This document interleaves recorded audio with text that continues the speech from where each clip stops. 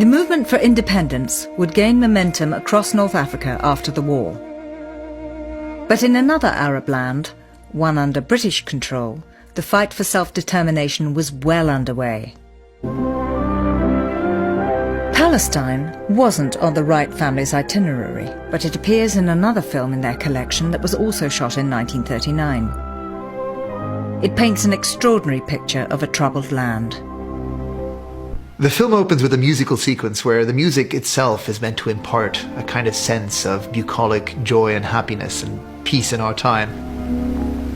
When springtime comes to Palestine, it colors all the contrast of this ancient country and hovers over the walls of ancient Jericho as it did when the Israelites came 3,000 years ago. There's the voiceover of a very kind of reassuring English accent that tells you that things in the Palestine, or the Holy Land as he calls it, are just as good as they've always been since biblical times, and very little has changed since then. The scriptures come to life. Jacobs and David tend their flocks and lead their simple lives. What's really striking is the way in which the filmmaker has treated the Palestinian people as sort of extras on a biblical film. We see no notion of Palestinian doctors or lawyers or modern people. The Palestinians are these vestiges of the biblical past.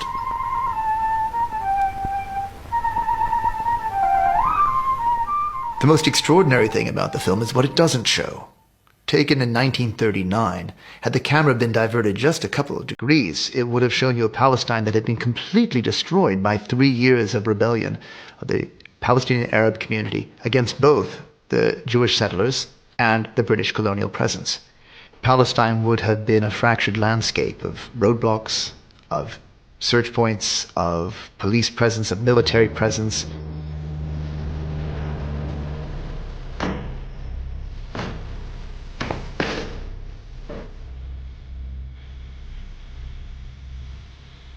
There were concentration camps. There were collective punishments. Houses were destroyed. Towns had been laid low. The country was flooded with British troops. It's remarkable that they could film a film of Palestine at this moment without having a single British soldier or policeman in the frame. British control of Palestine was cemented in 1920, when it was granted mandated powers over the territory by the League of Nations. By then, the British government had already pledged to create a Jewish national home in Palestine. Britain had assured the Arab population that nothing would be done to disadvantage them. But that promise wasn't kept.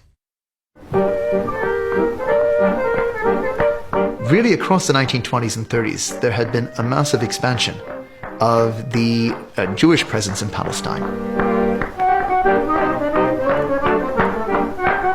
The Jewish colonies were a real source of grievance with Palestinian Arabs who had believed that their lands were being taken over by foreign people, that there was a restriction on their own access to land, and this becomes a real source of tension between the two communities.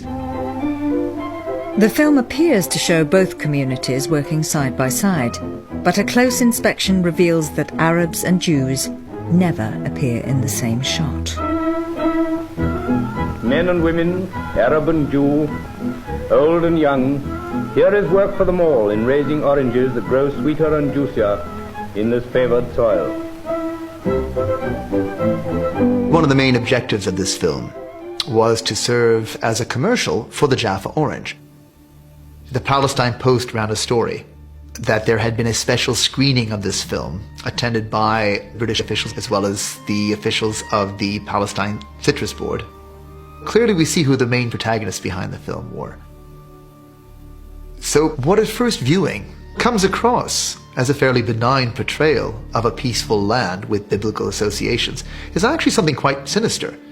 From the perspective of the British authorities, it is clearly a propaganda film that's trying to demonstrate that they're in full control of their Palestine mandate. For the Jaffa Citrus Board, this is a piece of commercial propaganda that's designed to try and convince consumers around the world that their product was untainted by association with the violence of the recent conflict. And so what we see is a total disregard of the realities of Palestine in 1939 in the interest of promoting imperialism and the economy.